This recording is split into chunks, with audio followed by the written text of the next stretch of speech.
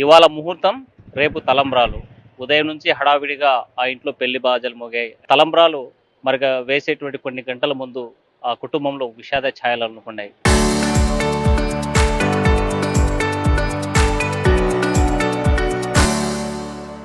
మొత్తం పెళ్లి బృందం అంతా కూడా గూడూరుకి, అంటే కర్నూలు సంబంధించినటువంటి చిత్తార వీధి నుంచి గూడూరుకు బయలుదేరారు. అయితే పెద్దపాడు దాటిన మలుపులో అక్కడ ప్రమాదం జరిగింది. రోడ్డు ప్రమాదంలో సుమారు 8 మంది గాయపడినటువంటి పరిస్థితి ఉంది. ప్రస్తుతం జనరల్ హాస్పిటల్లో కొంతమంది, మరోవైపు ఒక ప్రైవేట్ హాస్పిటల్లో చికిత్స పొందుతున్నటువంటి పరిస్థితి ఉంది. మరికొన్ని గంటల్లో ఆ కుటుంబం అంతా కూడా పూర్తిగా, అంటే సంబరాలు చేసుకోవాలి, పెళ్లి వివాహాల్లో అటు భాగస్వామ్యం అవుతున్నటువంటి క్రమంలో ఈ ప్రమాదం జరిగింది. మనతో మాట్లాడి కొంతమంది పెద్దలు ఉన్నారు. ఏం జరిగింది పెద్ద అసలు?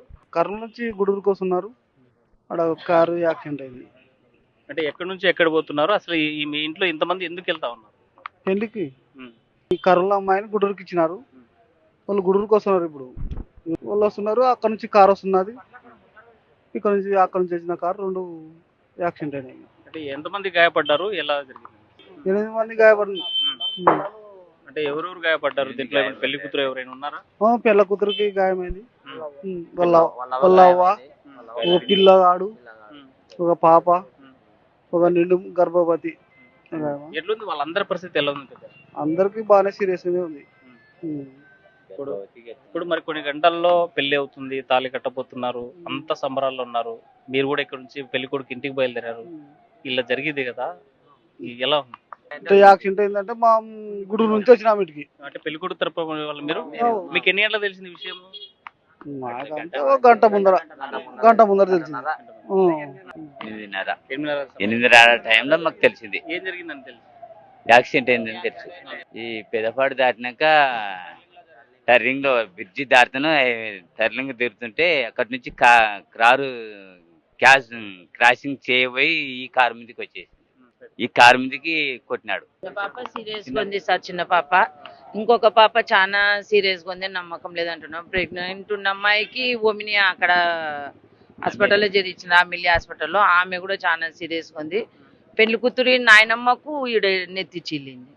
పెళ్లి కూతురు ఎలా ఉందమ్మా? పెళ్లి కూతురు కొద్ది పర్వాలే, అంతా ముఖం అంతా ఇదే, ఇదంతా దెబ్బలు దాకినాయి. ఇంకో చిన్న పాపకు బాటిల్ ఎక్కిస్తున్నారు.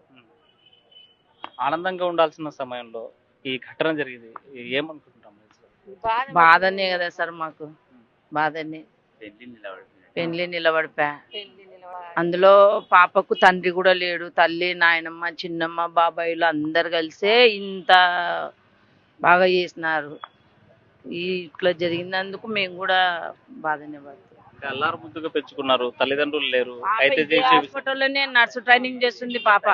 ఇదే హాస్పిటల్లోనే నర్సు ట్రైనింగ్ చేస్తుంది పాప. ఇప్పుడు ఆ పాప దగ్గరనే నర్సు, డాక్టర్స్ అంతా ఆ పాపని వాళ్ళే చూసుకుంటున్నాం. మేము ఇంకా బయటనే ఉన్నాం చూడండి సార్. అంత మంచి పేరుంది పాపకు కూడా, చదువులు అట్లనే ఉంది పాప, అన్నిట్లో బానే ఉంది. కొంత మాట పెళ్లి కూతురు ఎట్లా జరిగిందమ్మా? మీరు ఉన్నారా దాంట్లో, కారులో? మేము లేము. ఏం జరిగిందమ్మా? మేము లారీలో పోతున్నాము.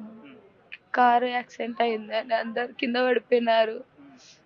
ఇంకా కింద పడిపోయే లోపల మేము దిగొచ్చినాము, వేసుకొచ్చినాము. అంతే, అదే వచ్చి తలిగిందేమో అని అంటున్నారు. అంటే చిన్నప్పటి నుంచి మీరు పెంచారు, ఇప్పుడు పెళ్లి చేస్తూ ఉన్నారు. మరి కాసేపట్లో ఒక ఇంటికి ఒక అయ్య చేతిలో పెట్టబోయే సమయంలో ఇలా జరిగింది కదా. మాకు ఎంత బాధ అంటే సార్, అన్ని ఎదురే కదా సార్. మాకు ఖర్చు, మనుషులకి దెబ్బలు, అంత ప్రమాదంలోనే పడేసింది సార్. మాకు మొత్తాన్ని చూసుకుంటే మొత్తం విషాద ఛాయలు అలుముకున్నాయి. అటువైపు వరుడు ఇంట్లో అయినా, వధువు ఇంట్లో అయినా సంబరాలు చేసుకుంటున్నారు, ఆనందిస్తున్నారు, వివాహం జరుగుతుంది. మరికొన్ని గంటల్లో తాళి కట్టేటువంటి సమయం కూడా ఆసన్నమైంది. ఇంటి నుంచి చిత్తార వీధి నుంచి అంతా కూడా ఉదయం నుంచి ముహూర్త వేళకు సంబంధించినటువంటి అన్ని కార్యాలు చేస్తున్నారు. అందరూ బయలుదేరారు. ఒకవైపు అందరూ ఆనందోత్సవంతో కారులో కొంతమంది, అంటే పెళ్లి కూతురుతో పాటు మరో 10 మంది ఒక వెహికల్లోను, మరి వెనక బంధువులంతా ఒక లారీలో వెళ్ళేటువంటి క్రమంలో ముందు వెళ్ళేటువంటి ఈ కారుకి మరో కారు వచ్చి ఢీ కొట్టడంతో ఈ ప్రమాదం జరిగింది. అయితే విషాదం సంబంధించినటువంటి అంశం ఏంటంటే, ఈ ప్రమాదంలో పెళ్లి కూతురు కూడా, వధువు ఎవరైతే ఉన్నారో ఆ వధువు కూడా గాయపడినటువంటి పరిస్థితి ఉంది. వారంతా కూడా హాస్పిటల్లో చికిత్స పొందుతున్నారు. మరి కొంతమంది పరిస్థితి విషమంగా ఉందని డాక్టర్లు చెప్పారనేసి బంధువులు చెప్పేటువంటి పరిస్థితి ఉంది. అయితే ఇలాంటి ఘటన ఏ కుటుంబాల్లో కూడా జరగకూడదనేసి కోరుకోవాల్సినటువంటి అంశం ఉంది. అయితే ఈ ప్రమాదం గల కారణాలపైన పోలీసులు కేసు నమోదు చేసి దర్యాప్తు చేస్తున్నటువంటి పరిస్థితి ఉంది. ఇది కూడా ఉన్నటువంటి తాజా పరిస్థితి. విడుదల చంద్రశేఖర్తో హుస్సేన్, ఆర్టీవీ, కర్నూలు.